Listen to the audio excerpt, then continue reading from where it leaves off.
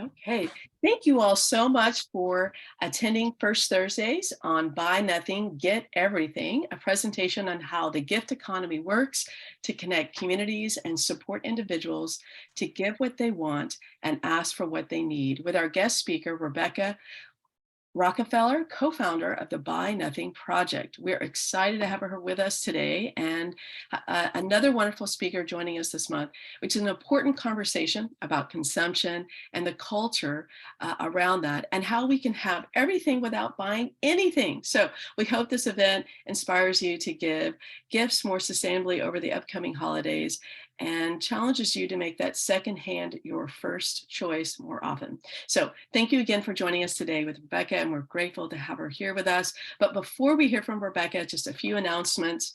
Again, for the last 20 years, we have been the organization. We've operated under the name Sustainable Tulsa, and that was under the need for greater sustainable practice coupled with the vision for greater impact that we changed our name and that we're now the Sustainability Alliance. And that reflects our activities and the fact that we've grown. Our scorecard business program is operating in 7 states and 16 cities, and the Alliance stands for that collaboration between organizations, leading businesses, and the community we live in. So working together, you know it, we can make a world of difference. So let's keep doing it. Again, thank you for joining us today and supporting the Sustainability Alliance and sustainability in our communities. Morgan is going to launch a entry poll there. And if you'll take just a minute and answer these questions, they really do help us out to understand why you're here with us, what you're learning, and what we can do to make this a better experience. So just take a quick second to take that poll, and it should be launched here.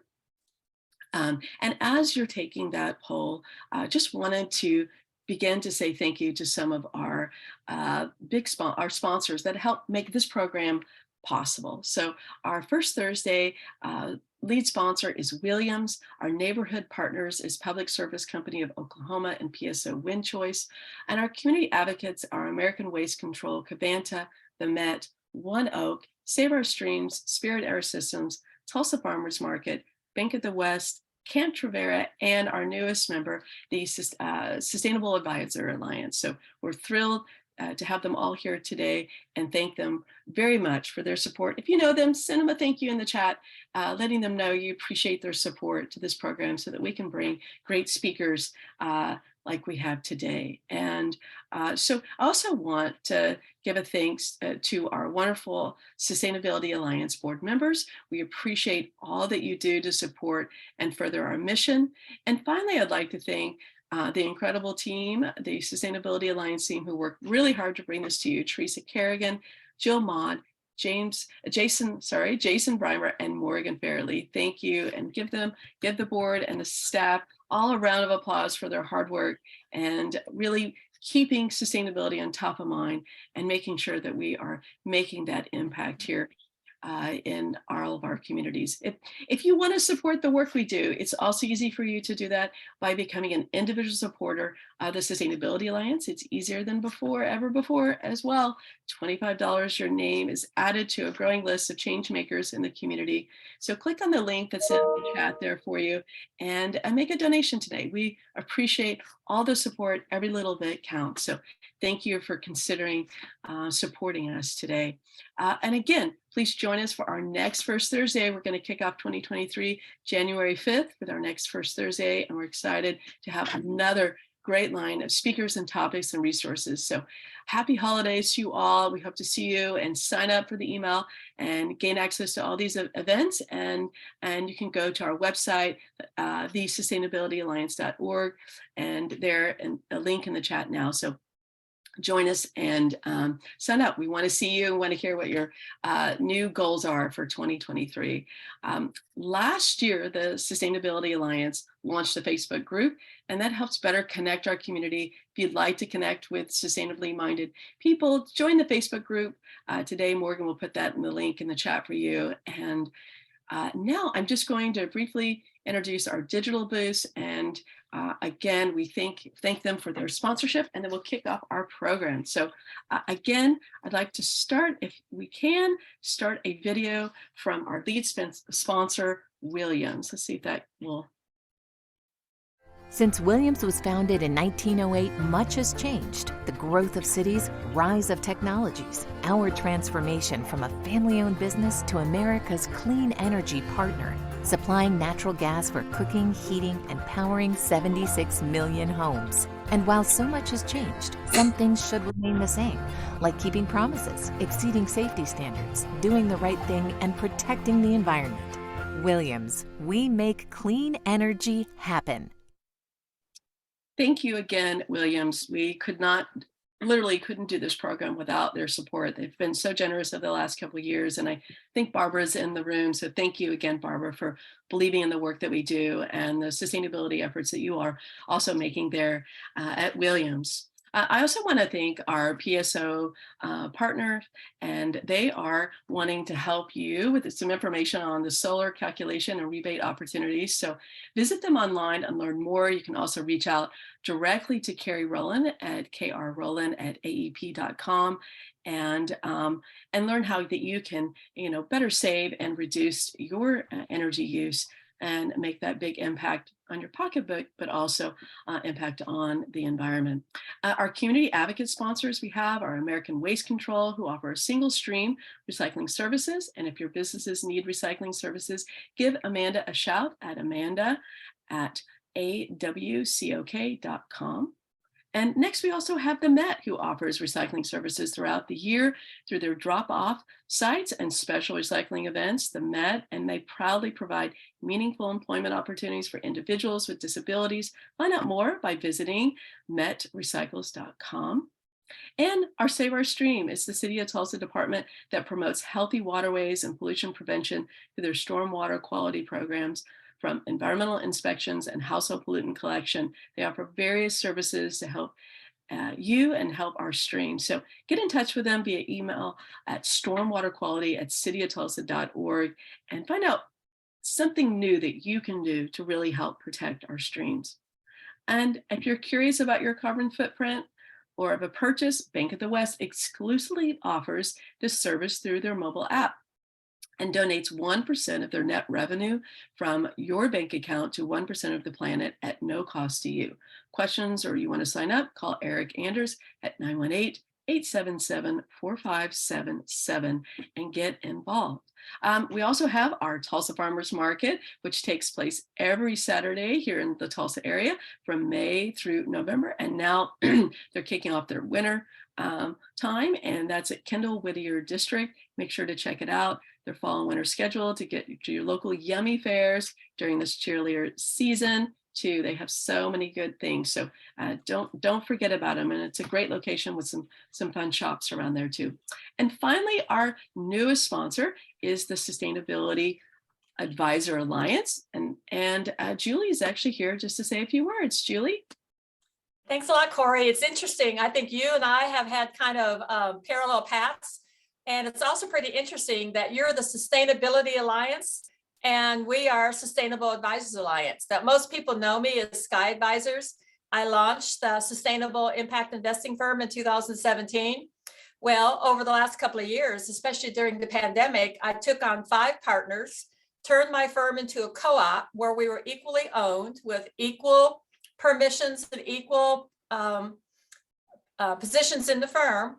And now I have a partner in Saratoga, New York, and Fancy Gap, Georgia, Boulder, Denver, and Phoenix. So just as you have expanded your reach because there are so many people interested in sustainability, investments are also on the rise in the investment in this area. So more and more people want to know that every dollar they spend is a vote. And like Rebecca's going to talk about, if you're intentional, then you don't carve out investments from your life. You don't carve out how you handle waste or how you make purchases. So I'm inspired by Corey and the fact that together, kind of arm in arm, we're walking down this path of making sustainability alive for everybody. in our community and across the country. So yay for all of us who are doing this good work. Well, thank you so much, Julie. And I have to do a shout out to you. Julie introduced me to the UN Sustainable Development Goals and was our first presenter on those topics. And we continue to look to those as inspiration and storytelling. So thank you for all the work that you've been doing and your steadfast commitment to sustainability. So thank you for supporting us and doing the work you do, Julie. Thank you, guys. Well, okay, it's now time for this amazing presentation. I'm really looking forward to it, and I hope it really welcome this in and think about this for this upcoming holiday and how you can try something different. So it is my honor to introduce our speaker today, and it's Rebecca Rockefeller. She is the co-founder of the Buy Nothing Project and co-author of the Buy Nothing Get Everything plan. Based on an island near Seattle, she spends her days as a full-time volunteer supporting the growth of the global Buy Nothing community and as a part-time employee of a small local nonprofit. Thank you for being here today, Rebecca. We're excited to hear from you and your presentation. Well, thank you. It's an honor to be here. I'm really, I hope that I will make it worth everyone's while. So I guess if you would like me to just launch in, I have a Google slide presentation that I will share with everybody. And if you have questions that come up, please send them in so that I can answer those when I'm done with my presentation. And let's get into it. And I apologize in advance for my Wi-Fi connection. I live on a little island that does not have a lot of cell towers, and we do have a lot of hills. So it means not great phone connections, and I apologize for that. So let me begin my slideshow. So I am the co-founder of something called the Buy Nothing Project, which started about 9.5 years ago. And actually my best friend and I put it together. It was an experiment that came out of years of experimentation that we did on ourselves and our families when our kids were little, to try to bring no new plastics into our lives, or to try to zero waste our households. We did all sorts of things. My kids, if they were here, would attest to the fact that I treated them like my in-house, lab, basically. And we did all sorts of things. And what my best friend Liesl and I realized was that if we really wanted to make an impact, we needed to do it on a community-wide level. And then we also realized that we really needed to tap into joy. We needed to get away from framing change only in an environmental impact way, which is sort of what it has felt like here in the Pacific Northwest. A lot of times people focus on the environment, and there's a lot of focus on this idea that you sort of have to suffer, like you have to sign up to take something away from your life in order to make the planet better. And what we were starting to realize was that we thought if we just started sharing things, that we could tap into some of the things that people are missing in our lives, some of the things that are making us feel disconnected, and some of the reasons that we turn to consumption and purchasing of brand new goods. We thought we could replace that with a gift economy. And so we started off as a little experiment, one little group on our island, and within days, that group had a couple thousand people in it. Within a couple months, it had 5,000 people in it, which is, we have a population here of 20,000. So that was a pretty significant chunk of our island population. And by then we had started growing. Other people had heard about it and asked us to set groups up for them. So that just started this whole process. It's been nonstop since literally the day that we started this in July of 2013. And now we have over 6 million people participating in Buy Nothing groups around the world, in about 100 countries. And the whole project is guided by volunteers. So we have over 13,000 people who volunteer to steward these communities for their neighborhoods. And then Liesl and I and a small founding team of people support all of those volunteers and answer their questions. So it has been a rather wild ride. And you might be wondering, what is a gift economy? If you already know about one, that's great. So a gift economy is probably our most ancient economy. if you think about it, it's the way that most households deal with their resources, but it's taking that model and translating it to a much broader community of people who are not genetically related to each other. So it's an economy that meets the needs of everybody through just gifting of items, of services, but through asking for what you want and what you need. And it's not just tangible goods, it really is help with intangible items. It's professional level skills, it's amateur level skills, it's literally everything. So if you in a gift economy, everyone is equally important. The things that are given and the things that are requested, the things that are shared, whether it's literally just you wishing someone well or responding to their request and saying, I'm really sorry, I don't have what you need, but I see you and I will keep an eye out for it. All of that has equal value because they all of these things, you can't have giving without asking, you can't have lending without borrowing. So we need to be playing all of these roles for each other all of the time. So it's not a traditional charitable model where there are givers and receivers. It's everyone is a giver, everyone is a receiver. And there's no such thing as too little or too much. You can't over participate. You can't ask for too many things. You can't give away too many things. So it takes a little bit of a mindset shift for a lot of us to participate in a gift economy because it challenges the things that we have been taught as true. Like I am the value of my possessions in my house equates my personal worth as sort of a foundational belief that I think some of us have internalized just by virtue of growing up in this country where that is the message that's given to a lot of us. So we, Liesl and I wanted to set up this first Buy Nothing group to test an assumption that we had, which was that we thought, based on all of our years of experimenting up until this point that we started the group, we thought, we think people want connection and social capital more than they want stuff. Like we think people would be willing to do their daily shopping first in a gift economy where they're mostly getting used items. Sometimes people give away brand new things, but it's always something from somebody else's house. It's not brand new from a store.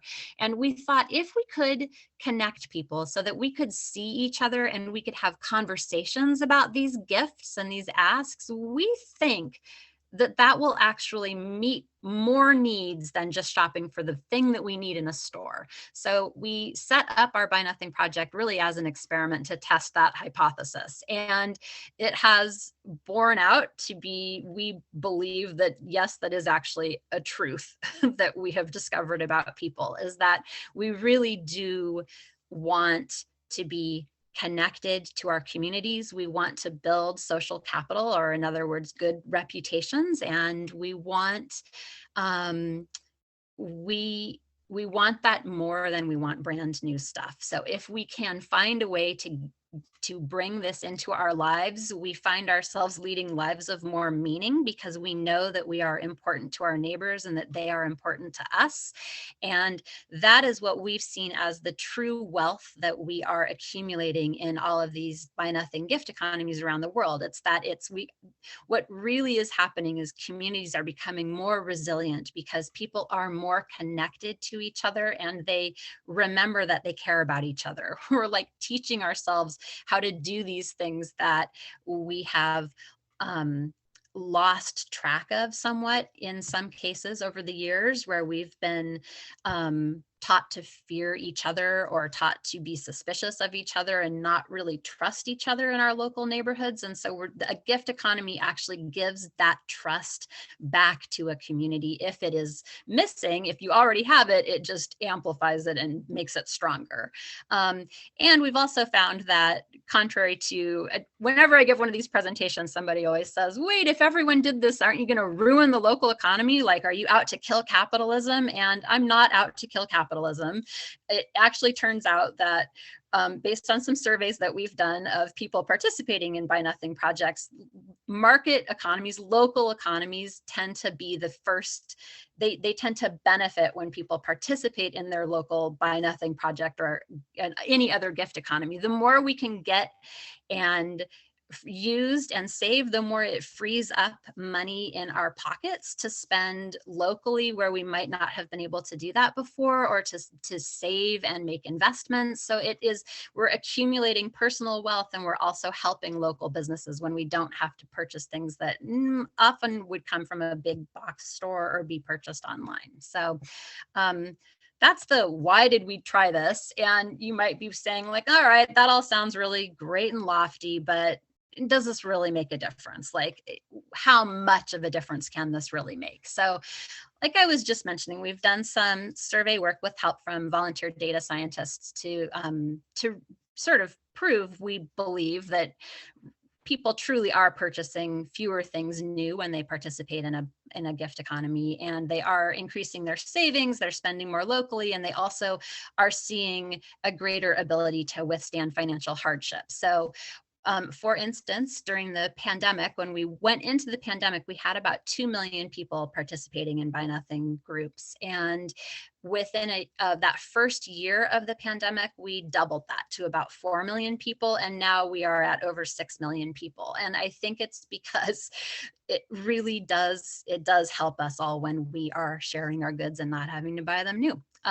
So in addition to that, we have been trying to document our collective environmental impact. And that is a little bit more difficult for me to provide good data on, because most of the data that I can find has it's sort of municipal level carbon offset math. So in other words, it's like a ton of particle board represents so much carbon.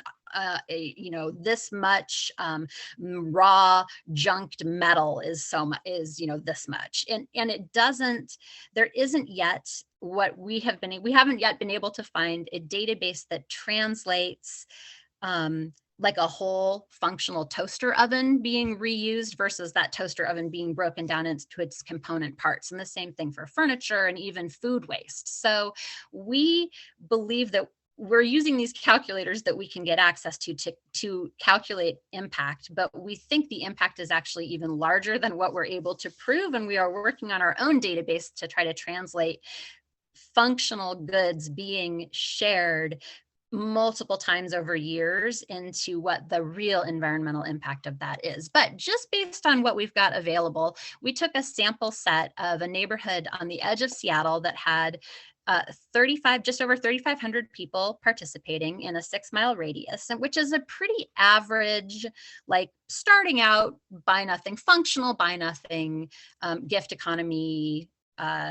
sample set, if you will. So this was not like a turbocharged group or a really tiny one. This was one that had been in existence for a couple of months. And in that week, these people had 197 gives, 57 asks, 272 connections where they were messaging each other and just sort of sharing gratitude.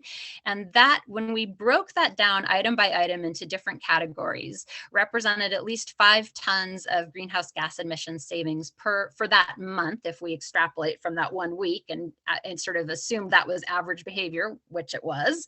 That was a 5-ton saving per month, or 60 tons per year. And that doesn't even count the things that we couldn't find stats for, such as electronic waste and gallons of paint and mixed material objects and some large like exercise equipment. There was all sorts of stuff that people were giving to each other. And it also doesn't document the economic and social impact of these gifts. So this is an area that is ripe for data scientists to come into to help us with, if anybody knows one. And I think it's because we haven't, as a culture, thought about sharing on a large scale. So most of our waste metrics and our carbon offset metrics look at waste, at its sort of diversion from landfill, but they don't look at what we're realizing in terms of benefits when we're sharing things and keeping them out of the landfill that way. Instead of composting and recycling,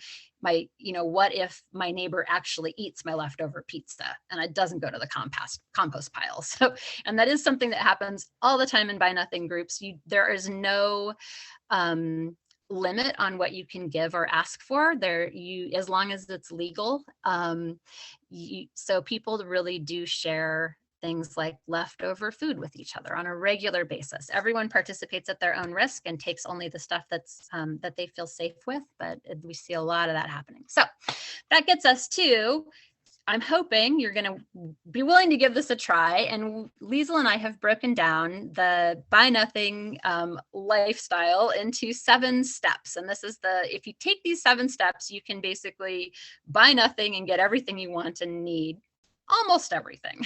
So the 7 steps are give, ask, reuse and refuse, reflect, make and fix, share, lend and borrow, and gratitude, which brings everything full circle. So I just have a little slide for each one of these, and I will just sort of cruise through them. So the first step, if you want to build a gift economy for yourself, or you can do this on our platform, Buy Nothing. You can do this just on your own. You can do it anywhere you go if you just bring these actions into your life. So the first step we tell people to start with is give. Just give something away and start small. Start with something that does not hold your heart or your sort of self-worth in it. So give away something that you don't really love, that you would be happy to see gone from your life, and offer it up.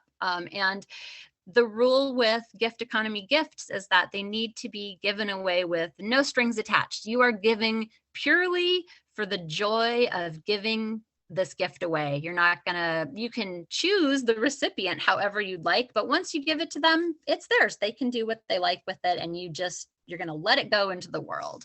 And remember also that you can offer up a gift of self. So if you're not feeling like you want to give away a tangible possession of yours, that's fine. You could offer to play an online game with someone. You can offer to help someone set up their website, do their taxes, learn how to use community services. Read kids a story. These are all gifts that I've seen given away in the past couple of weeks. So for example, and you can also target your giving. So you can give in ways that build the world that you want to live in. You can give to build your own trust and abundance. So sometimes what will happen a lot of the times in Buy Nothing communities is people will start to give things away, and they'll see that other people are receiving them, and they will realize, oh, I don't have to save, like I have that extra file cabinet in my garage, like that I'm just hanging on to in case I need it in the future. I could give that away now, and in the future when I need one, I will just ask for it, and someone else is going to be in the same position and give it to me. So there's you can sort of push your own boundaries and do some experimentation to build your own trust in this network of sharing that is coming to life around you once you're in one of these communities. And you can also decide sort of where you want to build these connections. You can do this just on your block in your neighborhood. You could do it where you work. You could do it if you have, a school or a faith community in your life, or a sports team. You can sort of build connections wherever you want more connection in your life. You can use giving to deepen those connections. And then after you've given something away, the next step is to ask for something. And this we find is the most challenging step for a lot of people, because asking for a gift requires some vulnerability. You might not get what you want, and you might feel a little embarrassed to be asking for something. And I think it's because we've, been taught, some of us, that asking is bad. Like somehow you make yourself look bad if you ask for things for free. And that's not true in a gift economy. We need people to ask. Without people asking, the giving doesn't always happen. So you can start small if you feel more comfortable and just ask. I mean, during the pandemic, we had people asking for like a single roll of toilet paper or, a box of Kleenex. You can start with anything that just some small thing that might make your life or your day a little bit easier. Start small and ask with that. And what will really help when you are asking for things is if you share a little bit of a story about yourself. And it does not need to be a competition to make you look the most needy, because again, a gift economy is not a charity. It's a an equalizer. It's an equal economy. Everyone has worth here. So you don't need to need things. You can ask for things that you just want. But if you put your own personality into how you ask for things, if you have a little bit of humor, or you have a story that goes behind why it is that you need the roll of toilet paper so badly, or why it is that you really need a banana, that will help. It will help people connect, because the stories are really the magic within any gift economy, that we like to be part of other people's narrative, and we like to know what they're up to and to know what the impact of all of this is having on people. So yeah, again, and just asking really helps level things up in your gift economy. And then the step 3, reuse and refuse, I'm sure you're all familiar with, that's basic. We're probably all doing this because, just by virtue of being here with the Sustainability Alliance, you probably already are here. But we'd just like to remember the old adage, which is, use it up, wear it out, make it do, or do without. So if you just write that on a note card, stick it on your bathroom mirror, and think about it, that is guidance, I think, that just you can apply to every day. It's a pretty basic step. And again, you can use your gift economy connections to help you do this. So you can literally wear things out and then turn to your gift economy to get something new. You can also get advice there from how to, like, I have this jam jar and I really need to turn it into something else. Can somebody help me do it?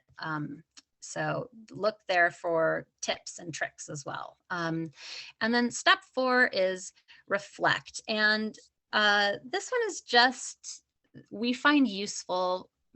We find it helps people stay engaged and commit to making sharing in a gift economy an everyday behavior. If you check in with yourself once in a while and you just reflect on what the impact of these gifts and this asking of participating in a gift economy is having on your life. If you remind yourself all of the people that you've met, all of the new relationships that you have, all of the cool things that you've been able to give away or receive, the skills that you've shared, all of that, if you check in and take note of it, it helps to cement your sort of daily actions. So it's not something you have to think about. It'll just become a rote part of your life. So step 5 is make and fix. And this is again, just a super basic one, which is that you can use your gift economy participation to help you get creative and resourceful about how you are reusing things, and also what you see as a resource. So we frequently see things being given away in Buy Nothing groups that look like literal garbage, and yet they go to be used. So for instance, I had a really horribly cracked concrete pad in front of my house that was supposed to be for my car to park on, but it was a little bit dangerous. I got some help breaking it up into chunks, and my parents who live nearby were like, okay, Rebecca, like, this is something that you're not going to be able to give away on Buy Nothing. There's no way people are going to want these concrete chunks. And I said, oh, just wait and see. I promise they'll be gone within 48 hours. So I took a picture of them and posted it. And indeed, they were all picked up and used by my neighbors, who turned them into stepping stones. And I think somebody needed filler for a bulkhead they were building. They just went to a variety of uses. So it sort of is, when we open up our vision to see all of the things leaving our houses as a potential resource for either ourselves or somebody else in our community, and we actually share a picture of it and ask what can be done with it, we start to ignite that creative, resourceful thinking about materials that all of us have as our heritage. We are all here because our ancestors were creative, resourceful people, and we have had our lives made much more easy in some respects by our consumption and ability to purchase these sort of single-use handy items. But we can easily get off that train if we just tap into this wisdom that we've all inherited, this innate ability of human beings to be good, creative thinkers. And especially when we add that in with modern ways of connecting with each other to share these tips and tricks with each other, we really can make this an impactful step. Step 6 is share, lend, and borrow. And that is another thing you can do in your gift economy. You can hold items, like everything from a lawnmower to sets of dishes, tablecloths, pet carriers, children's equipment. These are all things that are camping equipment, sports equipment. These are things that exist in Buy Nothing lending libraries all over the world. And they don't require lending library space. We all just steward these collections in our homes, and we can offer them up to loan to our neighbors whenever they need them. And make that just a part of our sharing. So in other words, it's short-term sharing, not permanent sharing.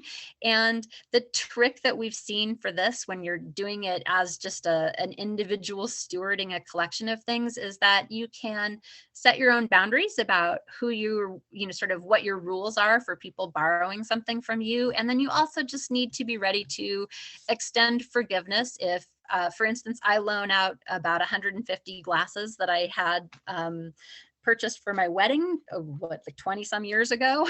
And I loan those out to people who want them for their events. And that means the glasses break sometimes, but that's okay with me. I'm totally fine losing some glasses. It makes me so happy to see them being used instead of sitting in my garage, that I'm okay with that. And I make that clear to people. Don't worry about it. If they break, just let me know so I can adjust the number on my post so I know how many I have to loan out again. And it helps on the other flip side of that, if you have something that you've borrowed from your neighbor and you do break it, and it is something not like my glasses, like maybe it's a chainsaw that needs a repair on it, be accountable and make the repair. So if we put those things together and are doing this within a community where we know and trust each other, those things tend to take care of themselves, because that's basically just being a good human being, which is really how we are all wired. So that is oops, now I've totally thrown myself off in my slideshow. Those are the 7, brings us to the last step, which is gratitude. So we have found that gratitude is probably the most important step in order to keep a gift economy going.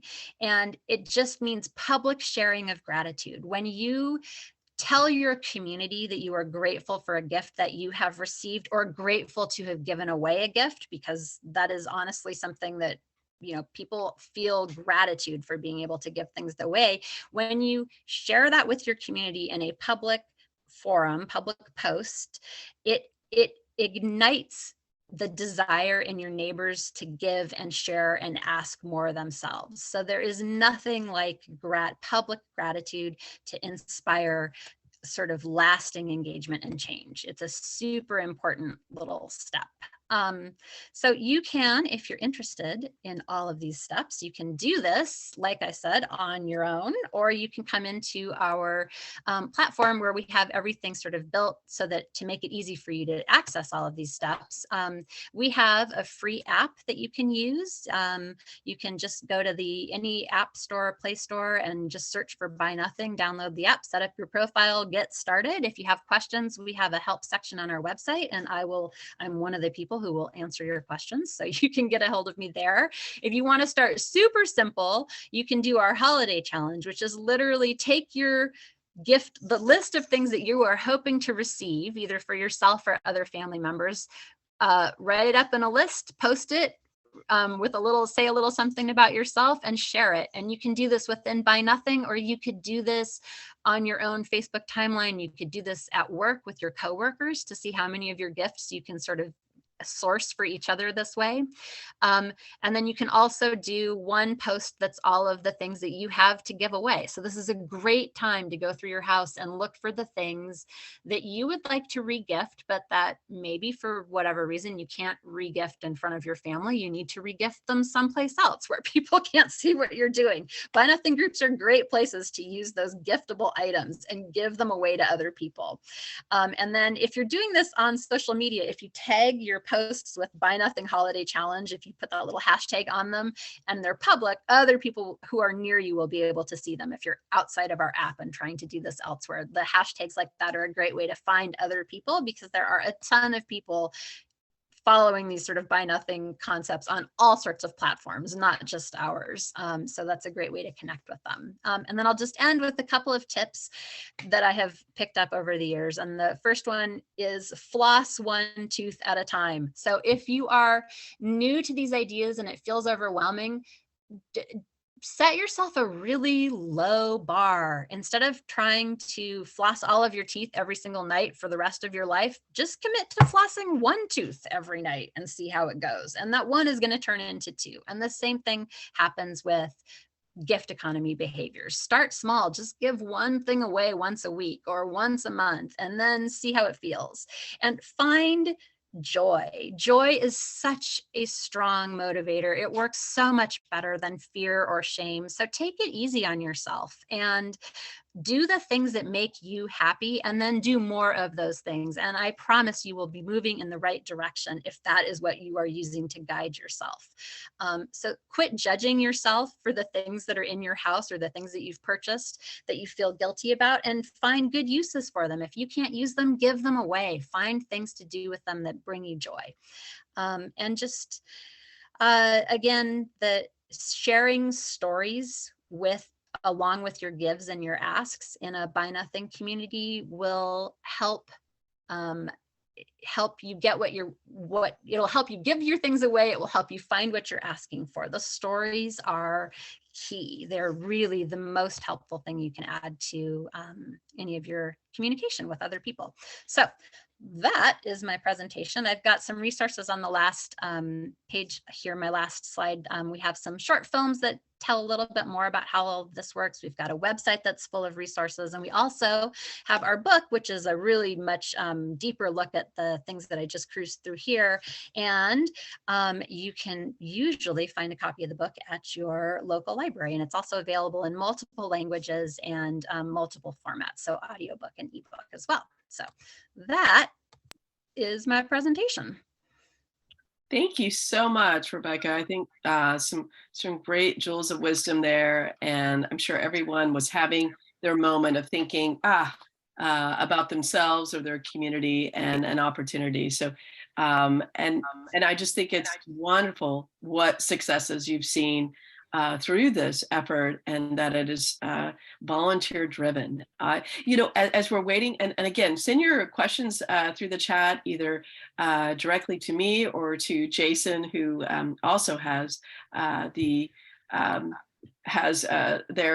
me your questions and we'll get those answered. But just to kick us off, Rebecca, are you still there, or did we lose you? Oh, I hope I'm still here. Okay, good. What would you say is the hardest step that you've learned through this practice for communities, or is it different for each community? Is there a certain step? I think it's different for each individual. So some people come into this, they're like, I have a garage full of stuff that I need to give away. So they're really clear. I'm only here to give. I'm never going to ask for anything. So for them, the asking is much more difficult. For other people who feel like they don't have anything to give, that can feel difficult. But even asking, I would say asking, if I had to pick one step, asking is probably the most difficult, because I think so many people come with different internalized beliefs about what it means to be publicly asking for something within your community. It takes a certain amount of courage to post a request for something and put yourself out there for, in your mind, potential judgment by your neighbors. But the value of doing this within a buy nothing community is that we have normalized that asking. So asking is not a shameful practice. It is actually foundational to a healthy community. It's foundational to building connections between neighbors. We've got to do it. Everybody deserves to ask for what they want and need. And there is literally no limit. We don't count how many people, how many things people ask for. You can get in there and you can only ask. You never have to give. That's okay. It all ends up balancing out. And in reality, no one ever only asks or only gives. If you stick with it, you will find yourself doing both. But I would say the courage and vulnerability that come along with asking, and the way that that confronts a lot of our internalized assumptions, is, I think, makes that step the most challenging. Very, very interesting. We have a question here from Heather, and it says, how do you keep the giving, taking, asking balance in these communities? She says, I've used a free cycle group a long time ago, and they were eventually overwhelmed with 95% of the communication being requests. Yeah, we actually don't control that. So in, for instance, the free cycle group that I used to belong to, they actually had a metric, an algorithm that you had to follow, which was, I believe, you had to offer 5 things and then you were allowed to ask for 1. And when we set up By Nothing, we wanted it to be open-ended. And again, we did this as an experiment with no idea whether it would fail or succeed. So we said, no, there's going to be no limit and we will not be counting, and we will just see what happens. And all I can tell you is that in these communities where people are connecting with other people who live close to them, so these are real life communities, you know, made up of real life human beings who really are close to each other on a daily basis, it ends up balancing out on its own, because that is, I believe, when we are in these environments, just the same way it balances out in our household. When we sit down for dinner with each other and we have one bowl of, you know, big dish of spaghetti in front of us, we moderate our behavior because we know this spaghetti needs to feed everybody. And I think what happens in a By Nothing community is similar to that. We start to see that these are people we're connected with. Like we owe that community our presence and our engagement and our gifts and our asks, and it does just balance out over time. I have yet to see a community where where that isn't the case. Wonderful. That's a great. I could really go with that. With the, you know, making sure everybody gets gets a piece of the plate in front. So that's a great analogy. You know, another thought, and keep the questions coming. You know, have you been surprised by any of the demographics of these groups? Has there been something that has been just an unexpected surprise or a trend when it comes to the demographics of the groups? So, oh my gosh, so many. I could give a whole talk just on that, because we have learned so many things. So, um, I, I could answer that on so many different levels. So when we, in terms of gender balance, just to think in the gender binary for a minute, like overwhelmingly, the people who participate in By Nothing on Facebook, which is the platform we originally used, are women. And we, about a year ago, we launched our own independent platform. So people now have an alternative. It has a bunch of features. You can use it in addition to Facebook or instead of. It's like, it's all good. All giving is good giving. But what we found with that app is we actually now we're closer to gender parity in terms of the number, the sort of the way that people are using the app, which is fascinating to me. And I think it says a lot about just women's engagement on Facebook, probably more than anything else. But also, it did not surprise me that we have primarily women doing this, because in a traditional sense, and sort of the gender roles that we all wrestle with in our society, women have overwhelmingly traditionally been the managers of household goods. And in fact, the ancient Greek word for economy actually came from household. So it was kind of the household management of resources was the basis of the larger economy, sort of this idea that you just sort of extrapolate out and bring to the whole community. So it doesn't surprise me that women, since we still are dealing with that traditional responsibility for our household resources, would be the people participating in a gift economy, because gift economies are dealing with household resources. And then there are also really fascinating things in terms of what I'm, you know, all sorts of other demographics as well. It's overwhelmingly, when we started first group was white because unfortunately where I live is not a very racially diverse neighborhood or island, owing to a lot of structural racist sort of historical realities. So we've seen all sorts of in our original approach on Facebook, we saw the way that our local groups were lining up with historic redlining, which was reigniting sort of lines of segregation between people. So we've been working really hard to dismantle that and to give people other options for forming communities that do not reinforce historic markers of segregation. So there's all sorts of demographic stuff in that respect too, that again, I could give like a 5-hour talk on all of that. Oh, it's very interesting. And I love what you had to say that that it actually kicked the myth out that it would affect, capitalism if you were never buying things, that it actually improved the local economy. And I thought that was an interesting fact. And I don't know if you had anything else to kind of share on that before we, if there's any other questions, please send your questions. But before we wrap up, if you had anything else to add to that particular Yeah, I'm trying to remember. I don't have the survey in front of me, but that is based on, that was our suspicion. So we worked with a data scientist and designed a poll and got input from all over mostly North America, I think, for that poll, but somewhat also from, I think, Australia and the UK participating. But people saying that they thought that on average, they were saving at least $25 a week in their own participation in their Buy Nothing group, and that they were using that money either to save it or they were using it locally, like to go out to eat or to shop at the store that they normally wouldn't be able to shop at, or just to pick up a gift for somebody else, to go buy a book at their bookstore, that kind of thing. That their first desire with that money was to spend it locally, not to go, say, to Amazon online and put in a new order for more stuff. Because so that was where that came from, that survey that we did. Wonderful. Love that. And it looks like we have someone here that is a part of a Buy Nothing community here, so, and is loving it. So thank you for sharing that. Oh, great. I'm glad to hear that. Yeah.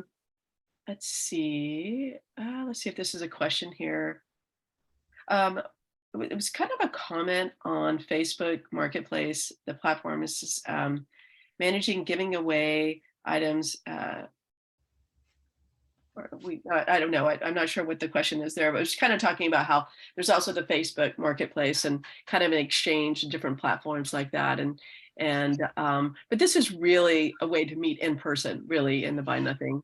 Yeah, and I think the difference, so there are, I mean, yes, Facebook Marketplace, there almost every community I can think of has some local buy, sell, give, trade, group where you can sell stuff and you can also offer it for free. So what a Buy Nothing project or Buy Nothing group, a Buy Nothing community is really, it's really meant to build connections between people. So even during the pandemic, when it wasn't safe for us to meet in person, we still are talking and checking in with each other, and sort of, because of the public expressions of gratitude, you see the impact that these gifts have on other people that you have met, or that you see, even if you're just seeing their pictures online while we're staying distanced from each other. So you're either meeting in person or you're meeting in a digital space, but you are meeting them, and they are real human beings that you have you're building a relationship with them. Mm-hmm. So it's not just transactional, it's really relational. That's what the whole difference, I think, in a Buy Nothing community versus like a buy sell trade group, where you just sort of get in, you get out, you don't actually meet that person and see them over and over again through all of your different interactions. I love that. And then, yeah, I guess one of the things is talking about the exchange. A couple of questions here are coming in. And so when you, is there ever a time when someone is stuck with all this extra stuff and nobody's taken it? What happens with that stuff? Does it find a new home, or does it live somewhere, or? That's a good question. I mean, I would say that is not a typical pain point in a Buy Nothing community. There is almost always, if you have with a caveat, once you get to about 300 people in your Buy Nothing community, that seems to be the magic number at which almost every give finds a home and almost every ask is fulfilled. So, not huge. Like if you go in and you ask for like, I would like a brand new house, you're not likely to get that. But sort of the daily, that all of the objects and skills that we need on a daily basis, when you get to about 300 people, there's like, that's where the sort of magic number is, where there's gives and asks match up. I would say one of the typical pain points in a buy nothing group is actually getting people to come and pick up their stuff. So we are working on that, like on the app, ways to incentivize that and help people follow through on that, and help share rides so that we are not all individually driving to pick up these gifts, so that there are ways where like you can see that other people have gifts on the porch and you pick them up and you deliver them, that kind of stuff. So we're working on addressing that pain point collectively, because that, I would say, that is a more common issue than not finding a home for it. It's that, it's just really easy to forget that you're going to go pick up a vase from your neighbor's front porch. A little reminder sometimes. Great. I love it. Well, thank you so much. I've learned so much, and I hope that I know there's lots of chatting, that it's a great topic, and an interest in creating their own community. And Kimberly, you'll have to kind of share, if you can stick around, share a little bit more about what you've been doing. So I will just say again, I want to thank you so much, Rebecca, for your time today and the work that you've been doing. Take a moment to complete the exit survey for us as we're closing up here. But thank you for that work, and I just love the momentum that you've created and what it's adding to people's lives. So thank you for that. And take a moment, answer the survey. That'll help us as we move forward with our programming for you all in the coming year. And yes, I would like to also say thank you again to our sponsors, our lead sponsor, Williams, our neighborhood partners, Public Service Company of Oklahoma and PSO Wind Choice, our community advocates, American Waste Control, Covanta, the Met, One Oak, Save Our Streams, Spirit Air Systems, Tulsa Farmers Market, Bank of the West, Camp Trevera, and our newest, the Sustainable Advisors Alliance. Thank you so much for your support. And again, happy holidays, everyone. We look forward to seeing you at our next First Thursday back on Zoom, January 5th. And have a wonderful holiday of exchanging gifts that you didn't buy. How exciting would that be this year? And I shared with Rebecca, somebody was needing a gift for an exchange. I said, try this buy nothing approach. So I'll have to let Rebecca know if they did. So thank you again. And I think Rebecca's going to stick around. So if you have a couple of questions with her. So again, thank you, everyone, and have a safe and healthy and happy holiday. Take care. Bye-bye. Thank you. And I will stick around if anyone wants to chat. All right.